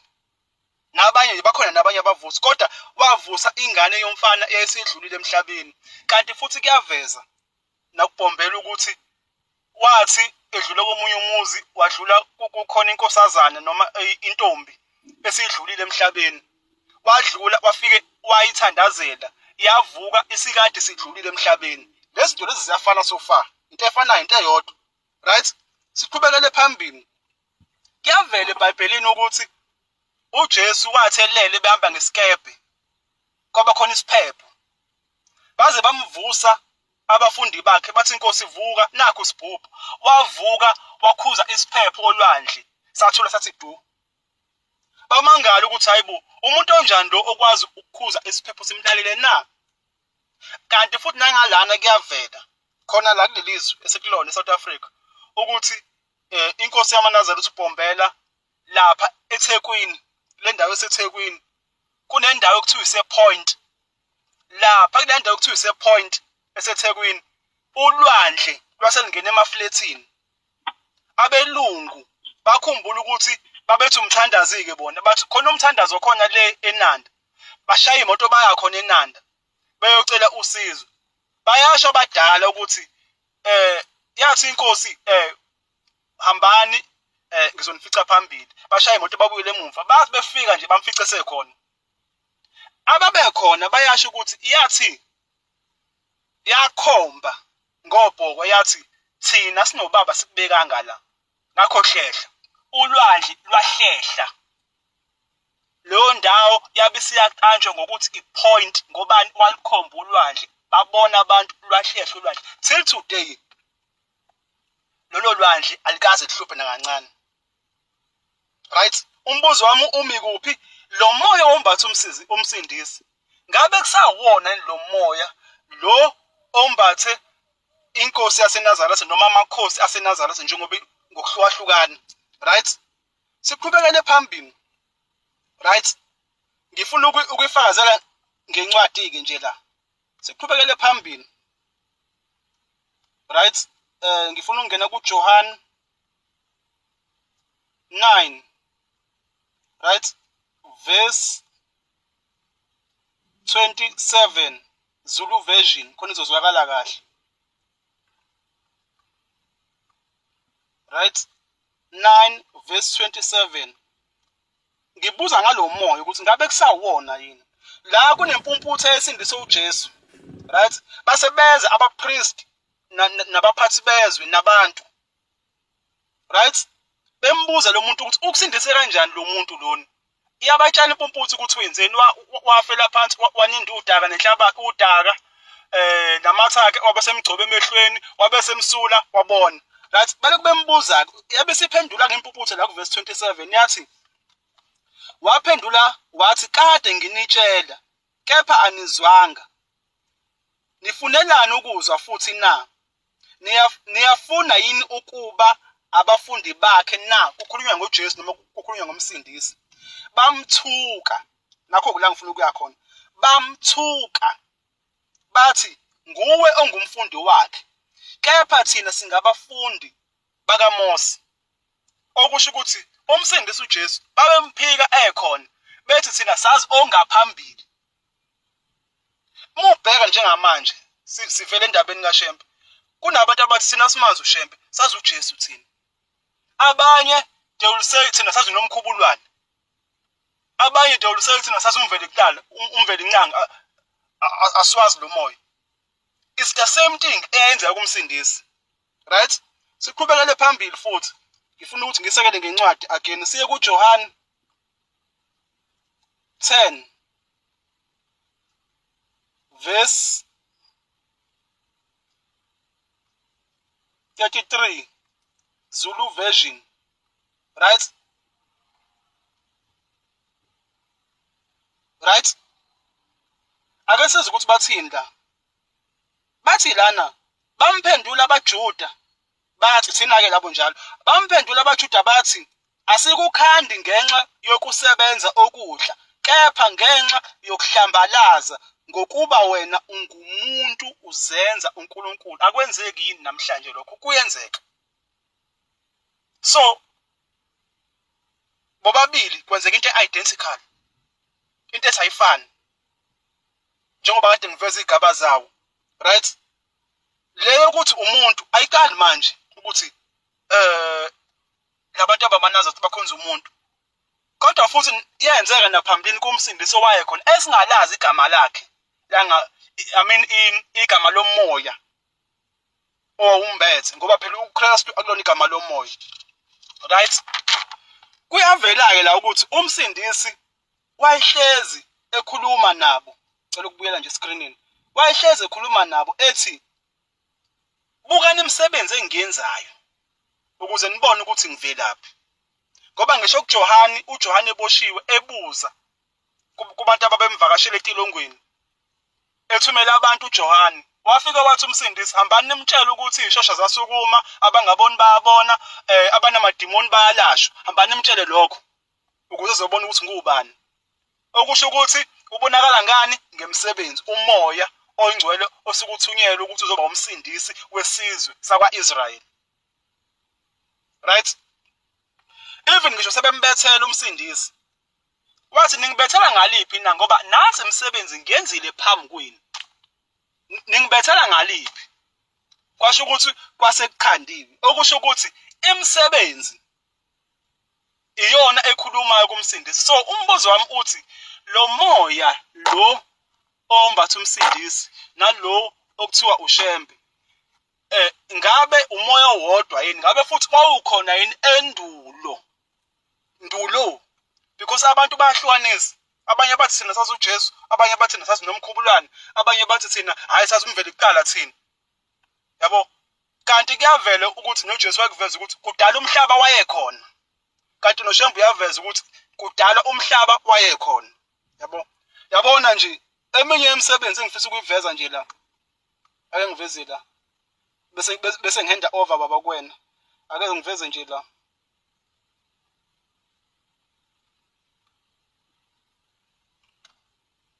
La isihlahla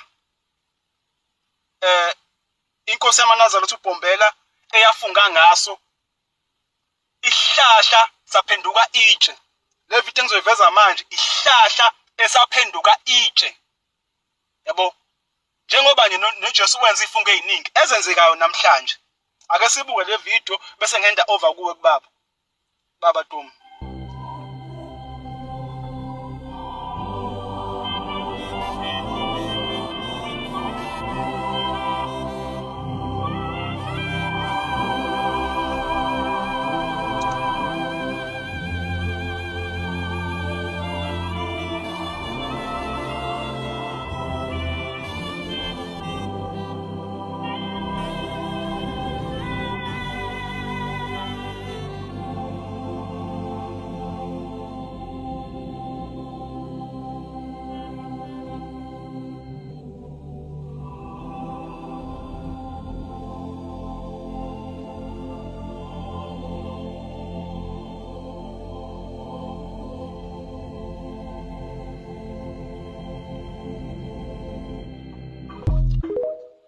Right. So umbuzo wami ke sengenda over baba Duma umi lapho. Ngiyabonga. Umbuzo obuzayo ujulile kakhulu deep ngale ndlela xa kukwenza.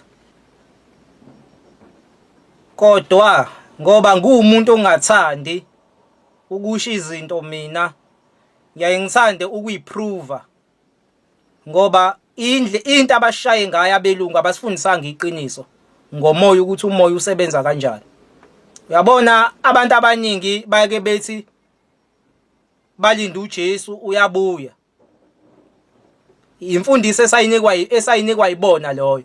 Bese bona belindani beexpect ukuthi bazobona yena isiqu sakhe kwakhulunywa ngesiqu ebuya ezemhlabeni bese beyambona bese beyamthinta. Abelungu indlela abasifundisa ngayo basifundisa ngendlela ekanjalo. Okuphambanayo futhi nakhona ngoba bona bebekhuluma into ezimbili ngesikhathi esisodwa. Bebefike bethini usezulwini ulinde ibandla lakhe. Baphinde bajike futhi bathi hayi uzobuya futhi emhlabeni. Angani bebekhuluma izinto ezimbili ngesikhathi esisodwa. But ke ngizozama ekuthenini ngicacise kabanzi lo mbuzo owubuzayo. Ngoba siveza iqiniso oqala ngomoya. Okubalekile nje ukuthi sithole iqiniso ngomoya usebenza kanjani umoya. Ngoba abantu abaningi ngempela namanje abantu basabambele bathi balinde yena uJesu uzobuya. Ngicela ungifundele incwadi lapho ngoba ngizokwenza ngeincwadi ukuze sizokwazi ukuthenini siyibone kahle lento lena ngoba angifuni ukukhuluma mina ngizozama ukuthenini esikuvezayo sikulokhuza sikuveza kuzoba incwadi kaJohane u16 verse lika 5 uma iqala uthi uJesu manje ngiyamuka akekho ngibuza ukuthi ngiyangaphi na mayiqala lo ncwadi amazwi akhe uJesu la ngizothatha amazwi akhe umsindisi ashiwo uyena thina uJesu uveza ipresent yomunye ukuthi yena kumlungela ukuthi amuke kodwa kunomoya oyogcina ufikile kuyisho lo yena ukuthi ukhona umdudu kodwa manje lo moya uyofike wona ufike ubuyisele abantu eqinisweni nasekulungeni le ncwadi uma uyibhekisisa kahle kodwa asike sithathe uverse 12 wakhona lapho uma uyibhekisisa kahle le ncwadi uyawuveza umqondo ukuthi hayi kukhona omunye ozofika ukhuluma ngomoya khona nenye ke futhi le yaduma kakhulu eyaphanjaniswa lebizwa ngekabishi uJohn 14:14 awufunde nayo futhi uma uqeda uJohn 14 ufunde u15 iverse lika 26 fika omunye utheni kule enye uyosithumela kodwa bathini ngizobuya kodwa manje ngaso sonke isikhathi ngizama ukusupporta istatement sami ukuthi kwakhulunywa ngomoya uyasho ukuthi umoya weqiniso loyo mina akusisa kahle lencwadi ikuvezela enye message kodwa ithi uyofika afakaze ngaye asike sibheke ukuthi kuyenzeka yini ngoba phela uma ngabe thina orimfowethu sifuna ukubona ukuthi kuyahlangana yini fanele sibheke ukuthi yena mayefika washumayela yini ngaye or wabikezela yini ngaye uJesu kukhona yini akusho ushembe ngoJesu asike sambeke siyokuprova lokho ukuthi kukhona yini akusho ngoJesu yena ushembe ngoba nangu ulento lena uJesu uyasho ukuthi kuzofika umoya weqiniso abo uthi kodwa lo moya uyofika ufakaze ngaye. So manje sifuna ukuthola ukuthi ngabe kuzohlangana yini lokhu kamoya uma ukuthi umoya ukukhona yini ukuhlangana ngokweqiniso makuthiwa sitshenana nje iqiniso kahle kahle kusayindlu eyodwa ubukhosi obubodwa usikompilo okulodwa umoya owodwa isihlalo sikaMdali sise-Afrika isona lesi sibuye ngalana ngakuthina wayekade buyisa sona umoya ahamba nawo kusawumoya owodwa lo prophet wendulo vele wonke lo mlando kwakuyimlando yethu eyantshontshwa uma efika yena ufana nomuntu obesaqhubeka nomlando weBhayibheli kodwa okuwukuthi izinto zacindezelwa ngoba thina besazi ukuthi lezi zinto akuzona ezethu ezokuhamba kodwa ke ngoba senginifundele lana ufakazi balokho ube inkosi yeSabatha wafike wavusa iSabatha ngithi wabuyisa konke lokade sikuthinta ngesonto edlule angani yabo so uma ubheka ilink yangesonto edlule uyabona ukuthi ukuhlangana kukhona yabo kuyahlangana ngoba manje lezi zinto ayezenza yilezi ezibuya namhlanje kufanele uyibuze ukuthi kungani kanti futhi manje uma ekhuluma yena umsindisi ngokwemfundiso zeqiniso shiya lezi zabelungu umlando usuphenduliwe sengathi into zabo lezi uyasho ukuthi kunomoya oyofika uhlale nabantu inguna phakade so kahle kahle kwakade kuumoya owodwa ubukhosi obodwa isihlalo sikaMdali esisodwa futhi kwakukade yonke into okusayileyana yasendulo ubebuyisa yona ngoba isihlalo sobukhosi sise-Afrika. So kusa umoya owodwa mfowethu into esididayo thina ingoba phela singaba semhlabeni njengoba usho wena ukuthi hayi ngesikhathi sakhe naye uJesu kade ufunda incwadi ukuthi nabo babesho ekutheni hayi wena umuntu wena uzenza uNkulunkulu yabo njengoba kade ufunda incwadi yabo so nabo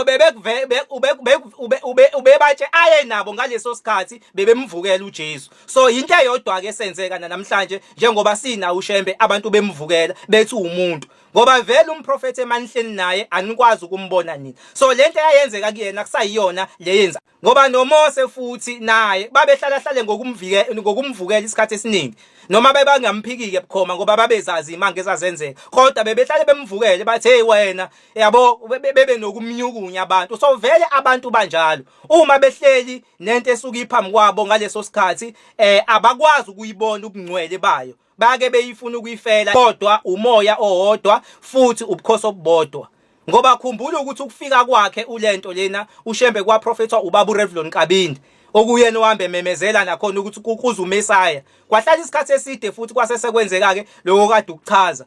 Emva kwesikhathi eside so naye ukufika kwakhe kwabikezela ukuthi kunomprofeti ozayo. Angani uyabo. So ngokwami mina nangendlela engazi ngayo kusa ubukhosi obodwa usiko mpilelo olulodwa kusawumoya owodwa kusayikona lokhu kwasendulo ngoba sikwenzile ngesonto elidlule lokho kusayinto ekanjalo bese siyabuya singene ezihlabelweni zamaNazaretha ekuthenini zona ziyakhuluma yini ngoJesu ngoba phela sizobamba uma kuukuthi akhulunywa ngoJesu uBnazaretha okusho ukuthi phela kuyena ke lo owabikezelwa ukwathi uyeza kodwa masibheka izihlabelo zamaNazaretha zakhuluma ngoJesu okusho ukuthi kuyobe kuyena kunesihlabelelo lesi esikushunyayezwayo ekuphakameni kubasindisile abantu abaningi kunevesi la khona uShembe ethi imbangi yokusa yomndeni kaJuda uShembe kube batshena bathi iqiniso kodwa bebemthuka ngoba ngalezo ikhathi abantu babe colonizekile ulwazi lalincane ngoba lesi sihlabelelo ngifuna ngithathelele lo vesi lesi sihlabelelo lesi ukuveze ngokusobala ukuthi yena uqhamuke endlini yakaJuda wayibiza yena wathi imbangi yokusa yomndeni kaJuda ibasindisi ethi yena uqhamuka emndenini wakwaJuda kodwa abantu ke abazange beze bemkholwe ngoba ola lonke besikhula sazi ukuthi amaJuda belungu kanti abantu abamnyama ithina labo asizazi phela identity yethu yantshontsho usiko impilo lapha eBhayibhelini asilazi ukuthi sihlangana nathi thina esinayo yonke into intshontsho yaphanjaniswa so ubebatshena eminye imlando so nalesihlabelelo futhi ke ubeyibiza yena ngembangi yokusa yomndeni kaJuda nesihlabelelo futhi sika 17 wabatshena imfihlo abantu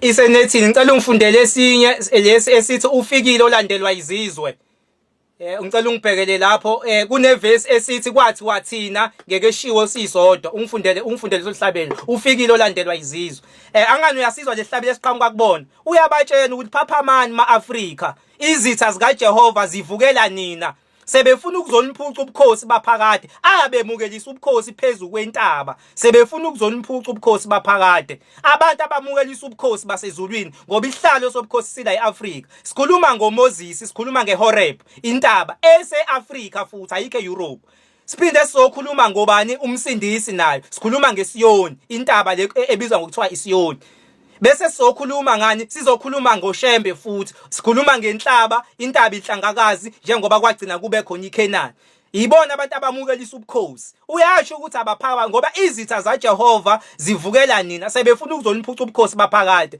thina eAfrika sinesihlalo sasezulwini sikuthina lesihlalo lesi saqedwa amaRoma saphanjaniswa ababulala imlando yethu yiso lesesiphakamile esivusa sesibuyiswa uyena uShembe lesihlalo lesi esethe sala eAfrika ingakho themefika wabuyisa zonke lezi zinto ade sikhuluma ngazo kuloko okudlule asikhulume siphinde futhi sithathe lezo ihlabelelo ngoba sesiyafakaza manje uthi kwathiwa thina angeke sishiwo sisodwa ufikile olandelwa izizwe kwathiwa thina ngeke sishiwo sisodwa ubani owasho njalo ukushila ukuvezile uShembe wathi ufikile abakhuluma ngaye abaprofete sifundile incwadi eshoyo ukuthi kunomoya ozayo ngithi besifundela ezayikhulunywa umsindisi sayifunda esho ukuthi kunomoya ozofika emhlabeni uhlale nabantu inguna phakathi okuyoba umoya weqiniso kodwa abantu ngeke beze bewubone lowo moya loyo John 14:14 njengoba kade sinifunda lezi incwadi so ifakazela lento akade isho ke manje asambe siyofunda incwadi elapha yana le yokuthandazela abantu abagulayo ethi lowo moya wasithembisa wona ngoJesu Kristu inkosi wathi ngeke sishiye sisodwa indaba kaMdali sizwe sakithi ingomoya ayikho ngenyama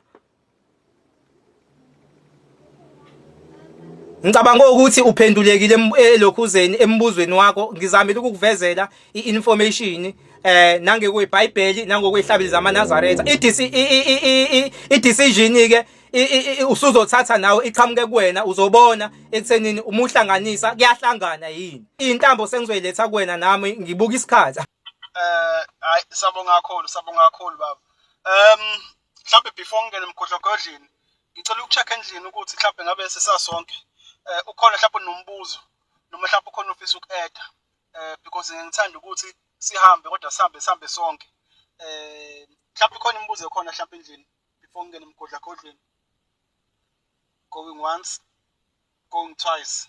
Okay. Ake Ngibingelele. Oh, sibingelele baba, sibingelele.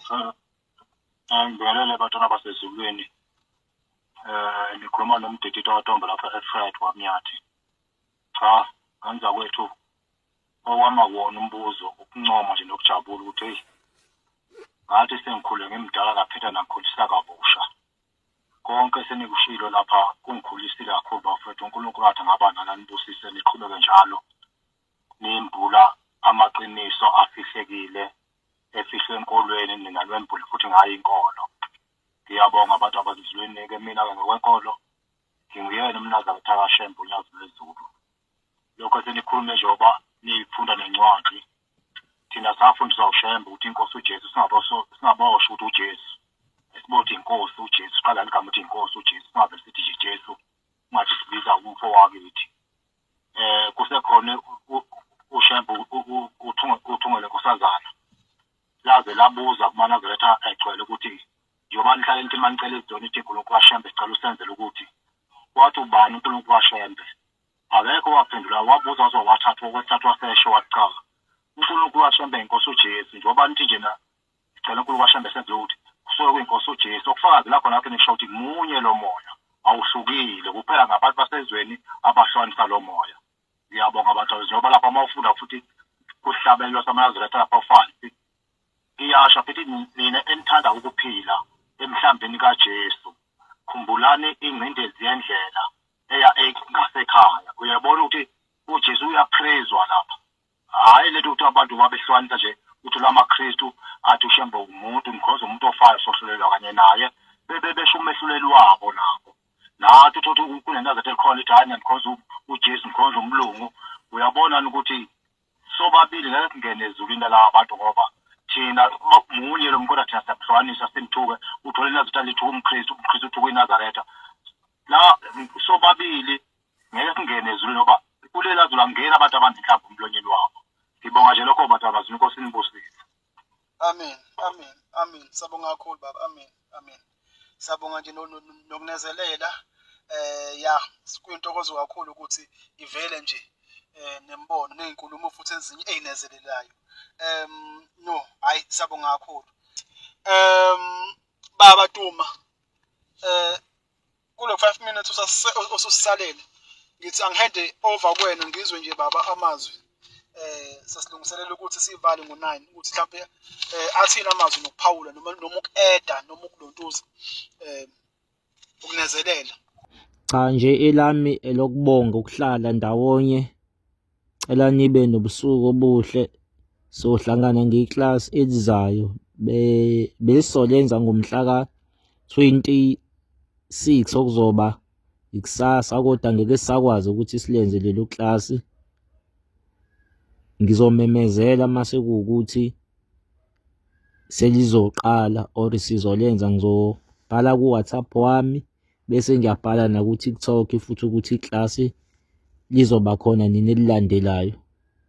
So ngizomemezela mase selizoba khona iclass elijule kakhulu leli ngakho sihlehlisile ngoba sobe sikhuluma ngomuntu nemvelo ukuhlobana nomuntu nemvelo uhlobana kanjani nemvelo iyini inyoka kuthini yonke lo lemlando lena imvelo iyini ihlahla ziyini izilwane ziyini wonke lo mlando siyobe siwuthinta ke so ingakho silipostponedile ngoba sifuna uleli class leli kube khona abantu abaningi ngoba lijulile kakhulu lithinta imvelo. Siyacela ukuthi nabafisayo ukuba ingcenye yalelo class lelo bengithinte inamba yami ka WhatsApp 073 18 87 427 ukuze bezokwazi ukuthi beyisave inamba yami ukuze mangifaka ama-updates bekwazi kuthenini nami bengilokhuze bekwazi ukuthi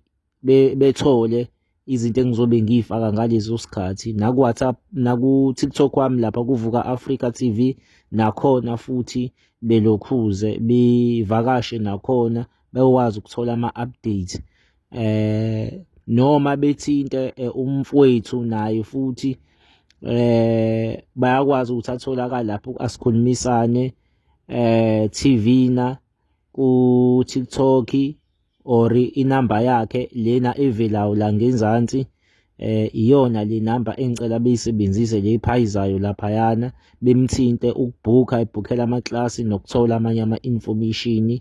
Ngiyabonga.